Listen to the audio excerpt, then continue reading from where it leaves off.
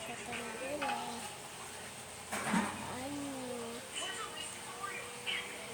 Siyempre, sa Shopee, sobrang mahal. Bahal ko yung akin. Bahal din to sa kanya. At ngayon lang dumating. Diba? Yung pag-isip ko, tinanong sa akin ni Taytay kung anong gusto ko. Ano daw yung